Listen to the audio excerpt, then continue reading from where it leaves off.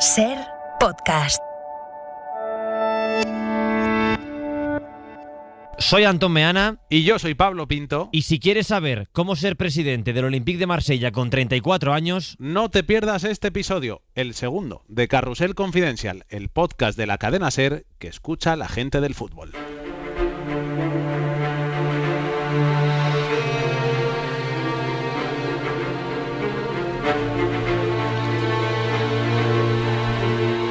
Carrusel Confidencial, con Antón Meana y Pablo Pinto. Segundo episodio de Carrusel Confidencial y hoy tenemos un protagonista muy especial. Tendremos noticias, como siempre, exclusivas de la cadena SER, pero hoy entrevistamos en este podcast a Pablo Longoria. Para el que no sepa quién es, que deben quedar muy poquitos, es el presidente del Olympique de Marsella. El presidente de un club de fútbol con solo 34 años. Ovetense, empezó muy prontito, con 21 años, en el Newcastle, pasó por el Recreativo de Huelva, el Atalanta, el Sassuolo, la Juve, el Valencia, y va a ser nuestro gran invitado para que nos cuente, Meana, cómo se puede llegar a ser presidente de fútbol de un equipo, además histórico y campeón de la Champions, con solo 34 años. Es el plato fuerte del podcast, la entrevista con Pablo Longoria, pero siempre empezamos con las noticias que suenan en Carrusel Deportivo. Esto pasaba con Dani Garrido hablando de la selección española. Southgate, que es el seleccionador de Inglaterra, atención, llamó a Robert Sánchez para que fuera con Inglaterra y no con España. Es un tema, Pablo, curioso. Un portero desconocido para la afición española que va a la selección española, que es de nuestro país, pero que ha estado muy cerca de ir con Inglaterra porque, según cuenta Carrusel Confidencial, Southgate también llamó a su entorno y presionaron para que fuera portero inglés y no español. Vamos, que le quisieron fichar. Eso es lo que intentó Southgate, llamando directamente a Robert Sánchez, pero se encontró con un buen trabajo de base, con un buen trabajo de investigación de la selección española, y Luis Enrique, Meana, le había llamado ya antes. Y por eso va a la selección española. Si juega, ya no podrá jugar nunca más con la selección inglesa. Tema importante en el Reino Unido. Buscamos la opinión del corresponsal de la cadena SER en Manchester, Álvaro de Grado. ¿Qué tal? Muy buenas. Hola Pablo, hola Antón. Es verdad que Robert Sánchez ha sido uno de los nombres de esta temporada en la Premier League en cuanto a las porterías, por el nivel que ha dado en la del Brighton, por su irrupción en 3-4 meses en el primer equipo, porque además su titularidad obligó al Brighton obligó a Matt Ryan a salir del club, que se fue a ser suplente en el Arsenal, y con 23 años se ha convertido en uno de los porteros que más para en cuanto a ocasiones que recibe su equipo. Es verdad que el Brighton no está traduciendo en resultados positivos el buen hacer de su portero, está en la parte baja de la tabla, pero defensivamente están haciendo aguas, y es totalmente entendible y lógico que en Inglaterra se hayan alertado de su nivel. Que Southgate haya querido convencerlo de alguna manera para ir a la selección después de tantos años en el fútbol inglés se entiende, porque como digo ha sido una de las revelaciones, y por ejemplo en Inglaterra han sufrido el caso opuesto en los últimos meses, cuando Jamal Musiala, el centrocampista del Bayern Múnich, pues ha sido llamado por la selección alemana cuando había defendido las categorías inferiores de la selección inglesa en los últimos meses. Aunque él es nacido en Alemania, pues Inglaterra contaba con él, estuvo en la sub-21, ha estado en todo el proceso formativo de las inglesas y ahora va con Alemania, y con Robert Sánchez de algún modo querían hacer el caso opuesto, ¿no? La historia es de película, Pablo. Imagínate un futbolista desconocido para el fútbol mundial hace un año recibiendo la llamada de Molina y de Luis Enrique, y recibiendo en su móvil la llamada de Southgate, y además recibiendo también la llamada de Southgate el entorno del jugador, que no deja de ser una agencia muy potente en el Reino Unido, Stellar, con Barnett a la cabeza. Esto se ve mucho en categorías inferiores, jugadores con doble nacionalidad que empiezan jugando con una, luego le llama a la otra o cambian de país, pero claro, esto en la absoluta y a un nivel de selecciones Inglaterra-España no lo habíamos visto, así que Carrusel Confidencial te cuenta la primera del día. Inglaterra quiso fichar a Robert Sánchez, pero Luis Enrique se anticipó. Vamos con la segunda. Informe Carrusel Confidencial sobre el Europeo Sub-21 que arranca esta próxima semana. Bueno, como decía Garrido, Meana, y como nos preguntaba, la verdad es que el trato ha sido muy diferente por parte de las federaciones para afrontar este Europeo Sub-21 que arranca el próximo miércoles. Básicamente, todas van con todo y la selección española no ha priorizado este torneo. Y es una sensación extraña, ¿no? Que España tenga que apostar ahora mismo por jugadores como Bryan Gil o como Eric García para jugar, Pablo, partidos de clasificación que son importantes para estar en Qatar, pero ante rivales que no son excesivamente potentes. Bueno, el informe sobre todo destaca dos cosas muy importantes. La primera, que llamaba poderosamente la atención, aparte de el Dream Team que lleva Francia, que es una barbaridad el equipazo que lleva, pero bueno, Francia, también Inglaterra, Alemania, Portugal, Italia, todas van a ir a ese Europeo Sub-21 con jugadores que incluso han debutado ya con la selección absoluta, ¿eh? De las favoritas, los hay que llevan hasta 3 internacionales absolutos. En la nuestra, Meana, no va a haber ni uno. Lo máximo es Cucurella, que llegó a ir convocado pero no debutó. Pero, por ejemplo, Holanda o Dinamarca llevan 4 internacionales absolutos y Rusia, la que más, la que se lleva la palma, lleva 5. Me tiene loco lo de Camavinga. Que vaya con Francia y que en España, por ejemplo, vaya Manu García del Sporting, con todo el respeto a mi Sporting, pero que la diferencia es abismal. Sí, porque además, bueno, basándonos un poco en la web de Transfer Market, una web referencia en el mundo del mercado de fichajes, de los 15 jugadores con mayor valor de mercado que va a haber en el torneo, 10 son franceses. El propio Camavinga, que es el que más valor tiene de mercado, pero por ejemplo también está Koundé, que podía haber ido con la absoluta porque la lesión de Upamecano habría ahí un hueco, pero han respetado la jerarquía que tiene la Sub-21 y le dan valor a este torneo de esta categoría. Pero lo he dicho, 10 de 15, y luego hay nombres muy top. Hudson-Odoi del Chelsea, Greenwood del United van con Inglaterra, Tonali va con Italia, Trincao y Alemão van con Portugal. Nosotros, el más cotizado, por así decirlo, es Cucurella, que es el 20 en ese ranking de Transfer Market. Pero claro, es que hay 6 jugadores sub-21 de un nivel muy top que podían haber ido a reforzar al equipo de Luis de la Fuente y que se van con su tocayo, se van con Luis Enrique. Mira la alineación casi que nos saldría, ¿eh? Pedro Porro, Eric García, Ferran Torres, Dani Olmo y los mencionados Pedri y Bryan Gil, que no han debutado con la absoluta, que iban a ser las estrellas, las cabezas de ratón en este torneo para Sub-21, pero que cuestión de prioridades se van con la absoluta. Déjame que le pregunte al director de Play Fútbol, Bruno Alemany. ¿Qué tal? Muy buenas. ¿Qué tal, Meana, Pinto, Meana, ¿cómo estáis? Pues, a ver, lo primero que quiero decir, me parece una muy buena noticia para los que somos muy futboleros y nos encantan este tipo de torneos, que vayamos a ver selecciones tan potentes, que las federaciones le den tanta importancia a los europeos sub-21 de cara al espectador, que vamos a ver estos partidos. Me parece que es muy buena noticia, pero dicho lo cual, sí que es verdad que hay una diferencia clara, ¿no?, entre la manera en la que lo ha afrontado la Federación Española y el resto de federaciones, al menos de las importantes y que tienen opciones al título. Repasando un poco más allá de lo de Francia, que es un canteo directamente, que haya jugadores como Koundé, como Aouar, como Camavinga, el Meslier, el portero de Leeds, que me encanta, pero no es la única Francia, tenemos a Greenwood, por ejemplo, el caso más destacado de Inglaterra, Rafael Leao con Portugal, Koen Meiners, que es un pedazo de centrocampista con Holanda, Boadou, Justin Kluivert, también Tonali, el centrocampista del Milan, que va con la sub-21 de Italia. Yo creo que sí que es muy evidente, ¿no?, que otras federaciones le han dado más importancia, se han tomado más en serio este Europeo Sub-21 de lo que lo ha hecho la Federación Española. Esta noticia la escuchaste primero en Carrusel Confidencial. Hasta aquí las noticias. Pablo, vamos a escuchar al gran protagonista del día en Carrusel Confidencial.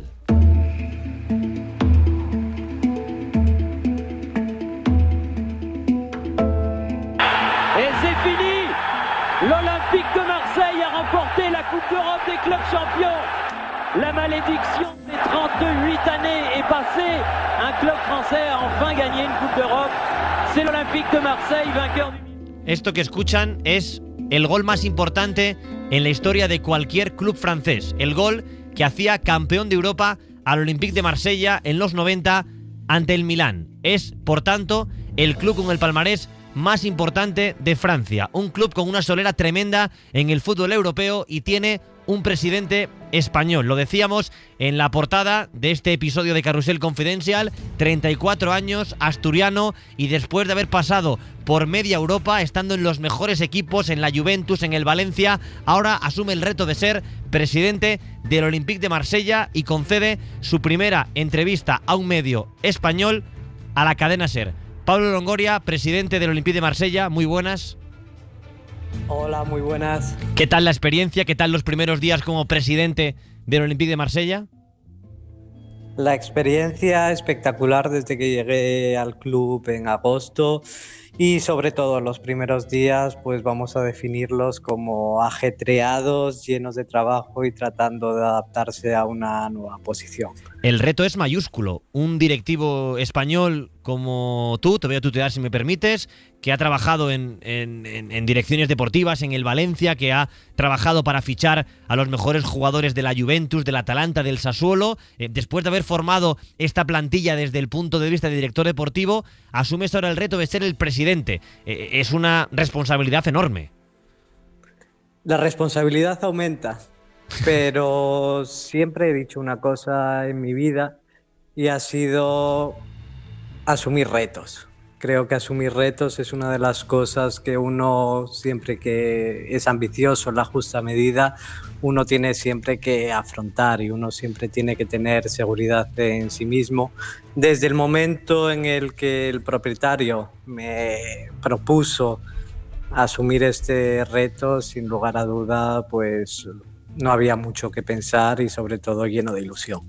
Te presento a Pablo Pinto. Pablo, tocayo, aquí tienes a tu tocayo Longoria, nunca mejor dicho, que tú me comentabas, Pinto, fuera de micrófono, que el impacto que tuvo la noticia en España en redes sociales fue enorme. Sí, brutal, porque ya es atípico que un español presida un club extranjero, que no sé si debe haber algún otro por ahí, pero claro, es que llama muchísimo la atención el tema de la edad, Pablo, y te empezaron a, si me dejas que te tutee también, empezaron a sacar tu historial de qué jovencito empezaste con 21 años colaborando con el Newcastle y esa aventura por el Recre, Atalanta, Sassuolo, Juve, Valencia, pero ¿cómo se llega con 34 años a ser presidente de un equipo de fútbol? Es de lo más atípico que yo he visto desde que trabajo en esto. Es atípico, como atípica es la ciudad de Marsella, y también considero que solo en un club mágico como el Olympique de Marsella algo así se pueda realizar, ¿no? Marsella es una ciudad de integración y es una ciudad multicultural. Entonces yo siempre entiendo que la realidad de este club y la magia de este club es que todo el mundo y todas las nacionalidades tienen su cabida. ¿Cómo llegar hasta aquí? Seguramente con mucho trabajo, con mucha dedicación, sacrificando obviamente muchas cosas en mi vida, a título personal. He hecho carrera en Italia durante 8 años, luego he tenido la suerte de volver a España en un club fantástico como el Valencia, pero sobre todo mucha dedicación al fútbol y mucha pasión. Sobre todo tratar todos los días de tratar de mejorarme, de tratar de aprender cosas nuevas, de aprovechar al máximo cada experiencia y tener una visión diferente y una buena capacidad de adaptación en los diferentes clubes en los que he tenido el gusto de trabajar. Sobre todo hasta ahora tus trabajos habían sido referentes a temas scout, secretaría técnica, dirección deportiva. ¿Qué más engloba la presidencia?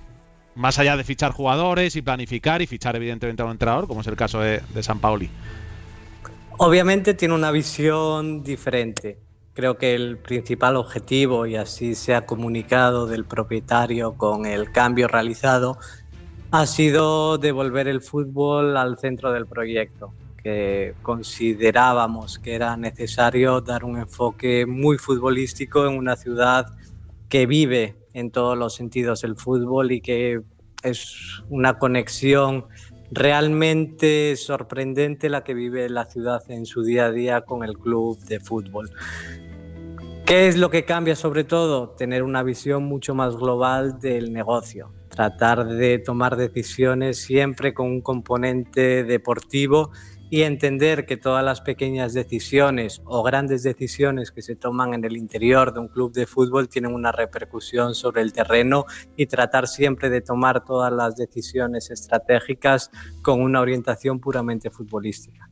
Me gustaría, Pablo, que cierres los ojos para escuchar este sonido.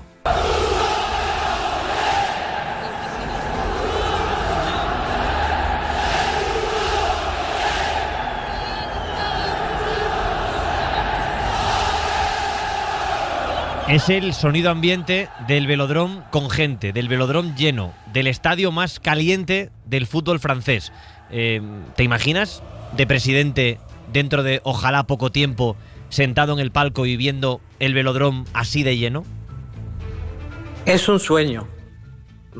Es sin lugar a dudas el el momento que más espero desde que he llegado aquí a Marsella. He llegado en agosto y todavía no he tenido la posibilidad, como nadie, lógicamente, después de todo lo que ha sucedido con esta pandemia, de vivir el estadio lleno. Para mí será un momento realmente especial, sobre todo porque en el momento en el que he firmado como director general de fútbol en el club, uno de los factores determinantes para tomar esta decisión ha sido siempre el fervor de la afición y poder vivir el ambiente de este gran club y de esta ciudad dentro del estadio. Sin duda ha sido un factor determinante la decisión para venirme aquí a Francia. El Velodrome vacío impresiona, lleno tiene que ser una cosa espectacular. Quería preguntarte, Pablo, si sientes que cada vez hay más gente joven, más chavales de 17, 18 años que quieren ser Pablo Longoria. Algunos te conocemos gracias a la radio, a Axel Torres, que se inventó un café con Pablo Longoria en Radio Marca, y a partir de ahí conocimos, ¿no?, a un español que fue cambiando de club, siempre triunfando, Newcastle, Recre, Sassuolo, Atalanta, etcétera, etcétera. ¿Sientes que muchos chavales futboleros quieren ser Pablo Longoria? Quizás sentirlo es demasiado presuntuoso, ¿no?, de mi parte. Creo que sí puede ser útil para muchos tener este tipo de referencia y pensar que es posible.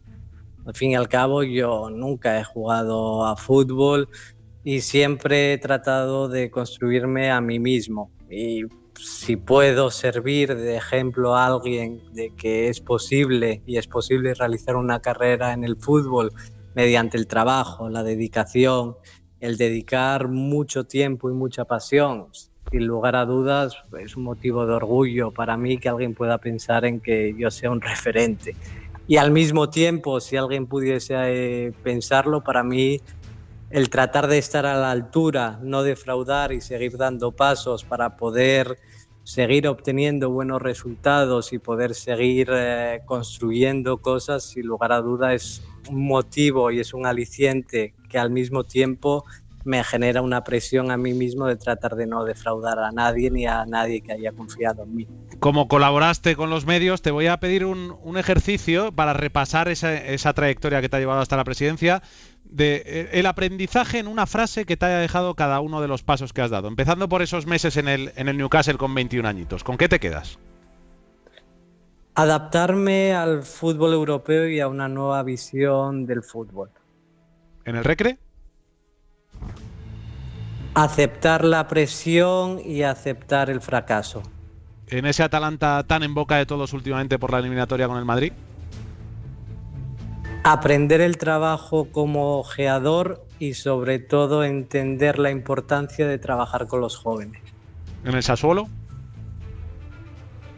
Cómo construir un proyecto en un club de fútbol. ¿La Juve? Universidad. ¿Y el Valencia? Poner en práctica todo lo que he aprendido en la universidad. No te quejarás, Pinto. Pues es un máster gratis esto. Es mejor que nosotros. Nosotros no podríamos presidir el Olympique de Marsella, pero él podría presentar Carrusel Confidencial. ¿Cuántos Eso idiomas hablas, claro. Pablo? Por cierto, 6 he leído, ¿no? 6 idiomas, Pablo. Qué barbaridad. Y tú eres, Pablo, autodidacta, es decir, te has ido haciendo a ti mismo, aprendiendo los idiomas en base al fútbol. Hace poco leíamos un perfil en la Nueva España, en Asturias, que siempre, imagino, le hace ilusión a uno que en su tierra le traten con cariño. El niño que pidió una parabólica a los Reyes Magos.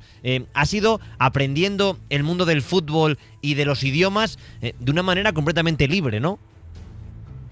Tengo que agradecer mucho a mis padres toda la inversión económica que ellos han realizado, porque lógicamente instalar 4 antenas parabólicas en mi casa y en unas circunstancias económicas que no eran muy bollantes en el pasado, eso es siempre un motivo de agradecer y que hayan invertido en mi pasión. Asimismo, yo en la escuela era un desastre auténtico con los idiomas, pero entendí que en el momento en el que entraba en el fútbol para lograr hacerme carrera, y a mí que me gusta hacer fútbol de una forma pasional, emocional, tratar de llegar a todo el mundo, hablar a cada uno en su lengua materna, para mí era uno de los motivos que podían haberme hecho crecer y he dedicado mucho tiempo a aprender los idiomas, sobre todo porque para mí la comunicación y tratar de llegar a las emociones y el corazón de la gente con la que hablas es importante, porque creo mucho en hacer fútbol desde una visión muy humana. ¿Podríamos hacer una pausa en el tema de las parabólicas? Estamos hablando de que en el año 2002, 2003, en una casa de Oviedo normal y corriente, de un chico normal, con amigos asturianos, con una familia asturiana, ¿había 4 parabólicas para que tuvieras el fútbol internacional? Con motor, ¿Sí? que era como el aumento tecnológico, con 5 grabadores en VHS para poder registrar y poder grabar todos los partidos posibles que se diesen en Europa y para tratar siempre de ver el máximo posible de campeonatos antes de que haya llegado al fútbol todos los avances tecnológicos ligados a Internet.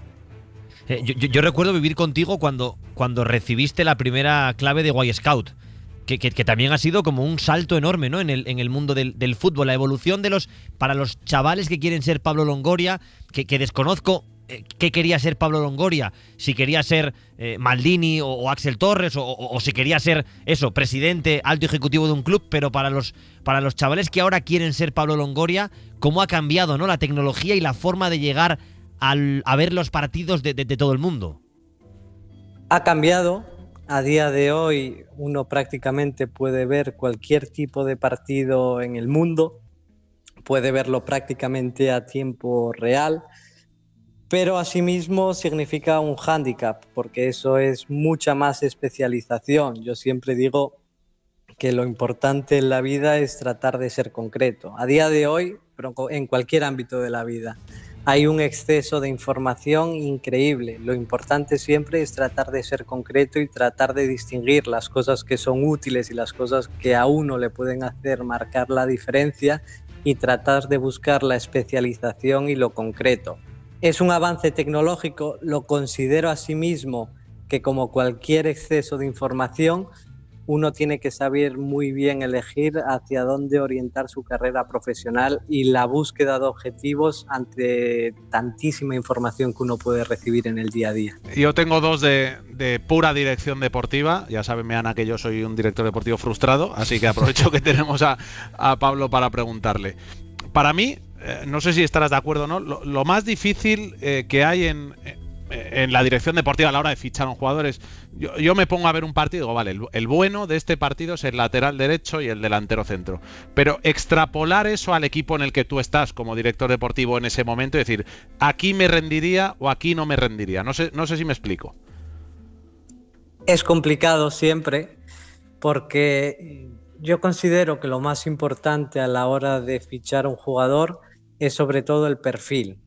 Uno tiene que mimetizarse con su entrenador, con la filosofía del club, entender muy bien el club en el que trabaja para poder realizar buenas incorporaciones. Creo que el fichaje de un jugador no solo responde a la calidad individual o a las condiciones individuales que puede tener un jugador, sino que responde más a la adaptación a la ciudad, a la adaptación a un estilo, a la adaptación a un entrenador y darle a un entrenador el perfil necesario para poder realizar su juego y sobre todo a tratar de encontrar el perfil justo de jugador para los diferentes clubes y saber lo que puede casar dentro de la idiosincrasia que pueda tener un club. No es lo mismo, y es algo de lo que me siento orgulloso en mi carrera, haber cambiado clubes, sobre todo porque entiendes la diferencia de un club a otro. No es lo mismo firmar un jugador en el Sassuolo que firmarlo en el Marsella, como no era lo mismo firmarlo en el Valencia o por ejemplo en el Atalanta. Cada club tiene sus propios parámetros. Por eso también entiendo que muchos directores deportivos lo hacen muy bien en un club, que ellos tienen un gran dominio del club y un gran conocimiento de la ciudad y costumbres de una ciudad, y luego es completamente diferente realizarlo en otro club. Lo considero muy difícil tratar de adaptarse y es muy difícil acertar en los fichajes, yo creo. Y pasábamos un poco antes por encima, lo decías con el tema de los datos y filtrar y demás. Quería un poco centrarme ahora en el tema esto del Big Data, la inteligencia artificial. ¿Cómo de hinchado está ese globo? O sea, quiero decir, ¿pesa más eso que el ojo clínico de toda la vida o es un compendio?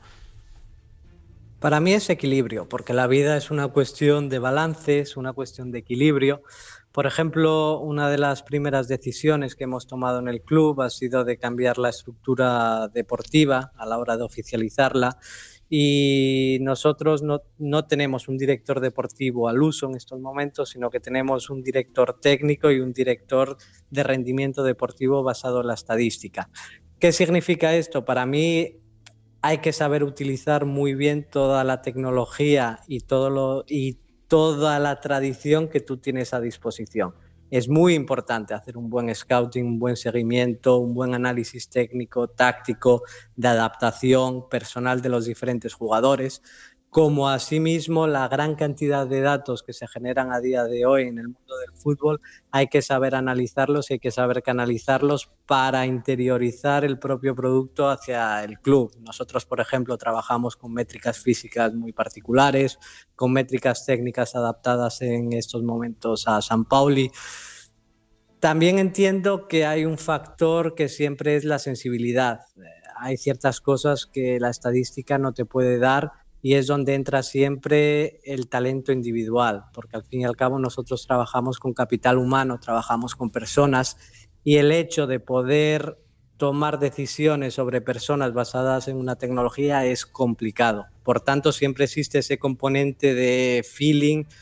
Yo físicamente siempre le hago un gesto con la mano, que es esa sensibilidad, y no deja de ser tomar una decisión, también tomar un riesgo, y cuando tomas un riesgo tienes que tener la sensibilidad, el talento a la hora de tomar esa decisión, y eso jamás lo podría realizar una máquina. Nombrabas en la respuesta a Sampaoli, que es el técnico del Olympique de Marsella, en el palco Longoria, en la banda Sampaoli. La estructura del club me parece interesante, el funcionamiento individual del club me parece en cada área importante.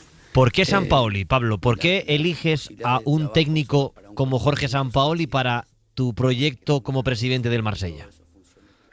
De antemano, con el seguimiento que habíamos realizado, yo creo que muchos de los trabajadores de fútbol en Europa, de su Sevilla, yo creo que ha tenido un gran impacto en su primera experiencia en Europa. Después, su carrera, tanto a nivel de clubes, tanto en Santos como en Atlético Mineiro, últimamente, él ha siempre tenido un impacto inmediato y ha cambiado la dinámica de ambos clubes en los que ha trabajado en Brasil. Pero sobre todo ha sido durante todas las conversaciones telefónicas que yo he tenido con él, donde hemos considerado, porque lógicamente es una decisión también colectiva en la que muchas personas formamos parte, creo que en ese momento de las conversaciones su personalidad está completamente relacionada con la personalidad que tiene Marsella, con la identidad del club, y creo que los valores futbolísticos que tiene Sampaoli son precisamente los mismos valores en los que se tiene que basar el crecimiento futuro del Olympique de Marsella. Y en eso, Pablo, lo tienes muy claro, ¿no? Que no puedes olvidarte de lo que significa el Olympique en Marsella, de esa simbiosis, ¿no? Esa relación entre Marsella y Olympique de Marsella, club y ciudad, y encuentras un entrenador que es prácticamente el modelo perfecto. Es una persona que podría perfectamente haber nacido aquí en Marsella, y es una persona que encarna todos los valores de la ciudad y todos los valores del club. Entender este club sin la fuerza de la ciudad y la personalidad de la ciudad es imposible. Marsella yo siempre lo comparo a 3 ciudades, a Nápoles, a Buenos Aires y a Montevideo. Especialmente Buenos Aires y Montevideo, porque Marsella es el puerto de llegada a Europa y a Francia de muchas nacionalidades diferentes, como puede ser Buenos Aires y Montevideo. Por tanto, la mentalidad de la ciudad, la mentalidad del aficionado del Olympique de Marsella es una mentalidad integradora, pero es una mentalidad muy pasional. Y a día de hoy entiendo que existan pocas personas tan pasionales en el mundo del fútbol como Jorge Sampaoli. Estamos en el tramo final de la entrevista. Me gustaría saber qué sientes cuando escuchas esto. Conduce Dani, bien, Dani para Coquelin, soldado universal, sale desde atrás, rompe Carlos sobre la espalda de Jordi Alba, venga Carlos, llega bien Carlos que la va a poner, la pone Carlos Rodrigo, gol, gol, gol, gol, gol, gol, gol, gol, gol, gol, gol, gol, gol, La voz de Fran Guaita en el Villamarín, en Sevilla, en aquella final entre el Valencia y el Barça. ¿Qué sientes recordando, Pablo, ese partido? Se me saltan las lágrimas. Ha sido un día especial. El 25 de mayo de 2019 yo creo que estará siempre presente en el interior, en los corazones de todas las personas que conformamos ese grupo humano. Se me saltan las lágrimas todavía porque era una familia. Es muy difícil encontrar el sentimiento que existía en ese Valencia y las relaciones personales de todas las personas que estábamos en contacto con el equipo y el respeto mutuo entre jugadores y club que se había conformado durante esa temporada, empezando por los momentos de dificultad que vivimos todos en el comienzo de la temporada y terminarlo de esa forma, con la 4ª posición en Valladolid y la final de Copa ganada al Barcelona. Son muchos sentimientos y sobre todo es el sentimiento de familia que existía dentro de ese fantástico grupo humano. Hay mucha gente de Valencia escuchando Carrusel Confidencial. ¿Qué mensaje le mandas a todos los oyentes del Valencia que vieron cómo os ibais del Valencia por la puerta de atrás? Siempre cariño, ¿no?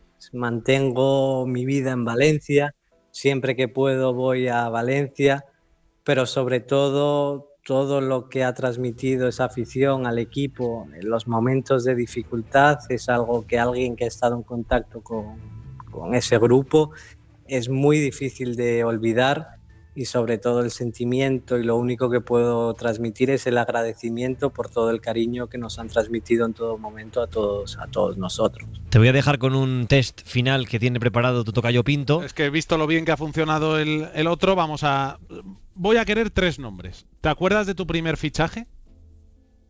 Logan Sinama Pongol. Que no salió nada mal para el Recre. ¿Cuál es del que estás más orgulloso? No me gustaría hablar ni individualizar porque creo que sería injusto para pero a lo mejor jugadores. Bien hecho, Longoria, no te mojes. No, pero si te va a apretar mucho, tú no te mojes. Por el que más costó, porque la negociación fue difícil. No tiene por qué ser el mejor, pero el que más orgulloso estás de cómo conseguiste sacarlo adelante. Es una buena. Me ha gustado mucho el traspaso que hemos realizado con Arkadiusz Milik este invierno porque ha sido muy laborioso. Y uno último. Ese que se te escapó, que tenías hecho, que estabas convencido que iba a ser un fichajazo y que por lo que fuera al final no salió. Tendríamos que remontarnos a épocas pasadas quizás, pero últimamente quizás el fichaje de Darwin Núñez este verano, que fue público, de Almería aquí a Olympique de Marsella, ha sido algo que yo pensaba que podríamos realizar y al final no ha salido. Y una última, esto ya no es un nombre, esto es un consejo, porque este programa seguro, cuando lo subamos a las redes sociales, va a haber mucho chaval que está trabajando de scout, ganándose 300, 400 euros para algún equipo modesto, viendo fútbol, viendo ligas europeas de segundo nivel, que aspira a ser lo que eres tú. No lo dices tú, lo decimos nosotros, que aspira a ser, a lo mejor un presidente es demasiado por lo insólito, pero un director deportivo, un secretario técnico de éxito. ¿Qué consejo le das a ese chaval que ahora mismo está ahí viendo horas y horas de fútbol esperando llegar lejos? Tener mucha pasión, tener dedicación, que los sueños siempre se pueden realizar, pero sobre todo si alguien quiere brillar y destacar dentro de la industria del fútbol, mi consejo siempre es especializarse en algo, hacer algo de una forma muy concreta en la cual uno tenga el convencimiento y el talento de poder ser el mejor en lo que uno hace. Puede ser una pequeña cosa como un campeonato, ver jóvenes, analizar muy bien jugadores para el primer equipo, pero es fundamental tratar de saber cuáles son tus cualidades y lo que tú sabes hacer bien dentro del fútbol, y en eso tratar de dedicarle mucho tiempo y mucha pasión para ser el mejor. Me quedaba una, Pablo. ¿Qué le va a aportar Mateo Alemany al Barça? Tú que le conoces bien. Mateo es el mejor ejecutivo del fútbol europeo. pero con una gran diferencia. Va a aplicar rigor, va a aplicar mentalidad y va a aplicar sobre todo talento. Es una persona que a la hora de tomar decisiones y a la hora de gestionar la parte deportiva, en este caso de un club de fútbol, su talento, su experiencia y su sensibilidad en la toma de decisiones va a hacer, y yo estoy convencido, que el Barcelona tenga una gran lógica de construcción en sus decisiones. Pablo Longoria, ha sido un placer esta charla en Carrusel Confidencial. Muchas gracias, mucha suerte y al Elohem. Muchísimas gracias a vosotros.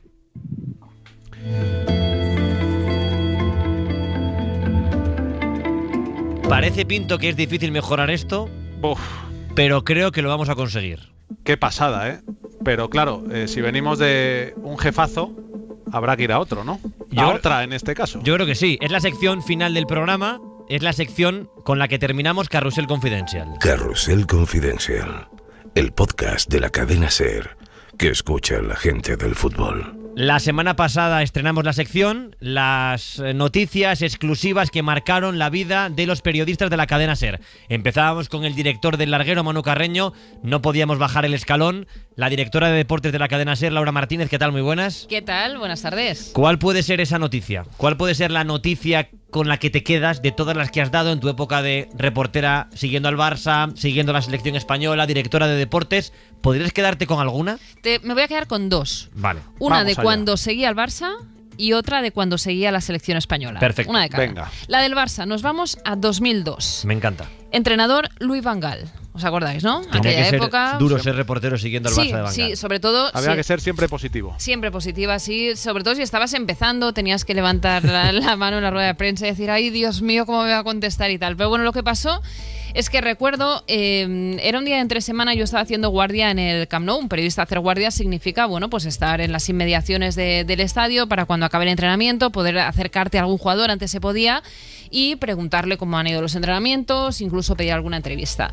Era tarde, ya había grabado todas las crónicas para la radio y recuerdo que era cerca del palco del Camp Nou por los vomitorios, porque antes estaba ahí la sala de prensa y desde ahí nos dejaban enviar las crónicas y todo. Bueno, está en el mismo lugar, pero quiero decir, ahora está remodelada. Sí. Total, estaba por uno de esos pasillos y me encuentro de cara con Víctor Valdés. Vale.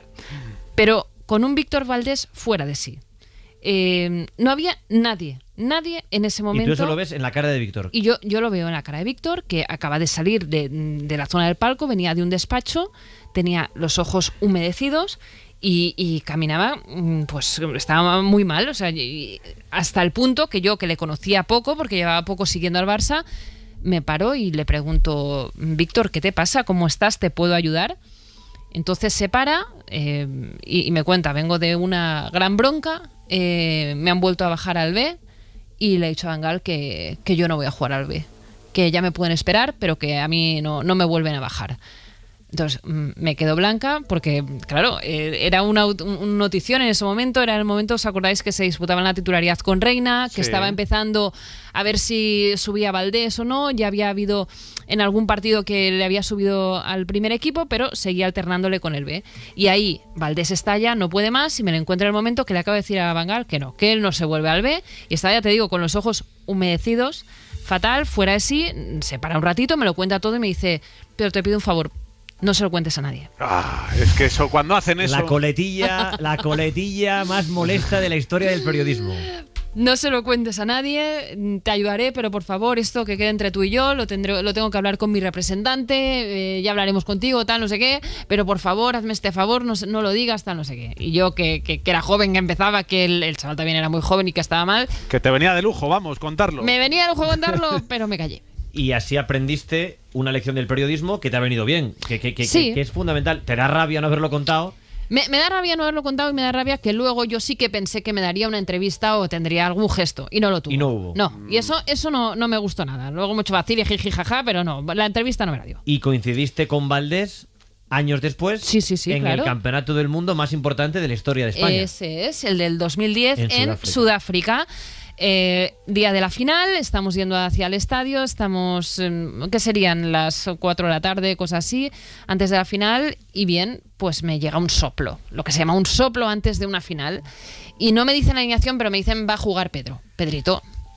Qué bonito es eso, ¿eh? Sí. Aparte, me gusta que no te den el 11 entero, que te digan una cosita nada más. No, juega Pedrito. ¿Por WhatsApp? Porque ahí igual ni había WhatsApp todavía. Por mensaje. Por mensaje. SMS. Por SMS al móvil. Por eso también lo de repreguntar, lo de ponerte toda la alineación y tal. Evidentemente la duda de esa final y de la alineación era si jugaba Pedrito o no jugaba, con lo cual la persona que a mí me lo dice, cuando me dice juega Pedrito, yo ya sé cuál es la alineación y que va Pedrito en ella y ya está, y que salimos de dudas. Pero lo mejor es cuando tú sabes que esa fuente no falla y que es además la noticia de la final. Y nada, te entran esos sudores fríos de la tengo, vas corriendo. Estaban en ese momento, era hora de la ventana, en la cadena se estaba Gemma Nierga, interrumpimos la programación, estaba sentada en el estadio, estaba Manolo Lama y tal, y dimos la noticia de que juega Pedrito. ¿Y pudiste darla tú o es de las que no puedes darla tú para no revelar a tu fuente y tienes que dársela a alguien? No la di yo. No la diste tú. No. Es que esas cosas pasan. También tienen que saberlo los oyentes, sí. que no puede darla siempre el periodista que la recibe. Eso es así. A veces decides, en este caso no es que alguien te diga no la das tú, la doy yo. No. En ese caso el dueño de la información, que en este caso era yo, no me venía bien salir yo en antena a contarla, pese a que era una notición de la final. Se destapaba la liebre si la contabas tú, ¿no? Eso es, me quedaba yo sin fuente, tal. Pese a que, bueno, luego con los años también aprendes que en el día de una final, oye, no hay que estarse por muchas cosas, sino que dar las noticias y para adelante. Esas son las dos que os traigo a Carrusel Confidencial. Pues estos son Muy clases buenas. de periodismo gratuitas que damos en Carrusel Confidencial, porque por esto Pinto no cobramos, ¿no? Bueno, hoy hemos enseñado en poco más o menos de media hora, he perdido ahora mismo el tiempo, cómo llegar a ser jefe de deportes de la cadena SER y cómo llegar a ser presidente de un club de fútbol. ¡Ostras! Eso sí que es difícil. ¿Qué más se puede enseñar? Pues Laura, muchas gracias por estar en Carrusel Confidencial. Os escucharé, os sigo escuchando. Muchas gracias. Podcast maravilloso. Más Muchas nos vale gracias. a nosotros. Y con esto, Pablo, yo creo que cerramos ya el episodio 2, ¿no? Yo creo que hemos tenido más que suficiente. Que la gente se lo descargue y la próxima semana, episodio 3 de Carrusel Confidencial, aquí, en SER Podcast. Suscríbete a Carrusel Confidencial. Todos los episodios y contenidos adicionales en la app de Cadena SER y en nuestros canales de Apple Podcast, Spotify, iVoox, Google Podcast y YouTube.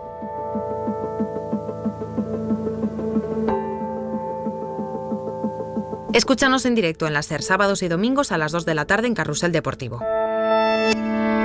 Cadena SER. La radio.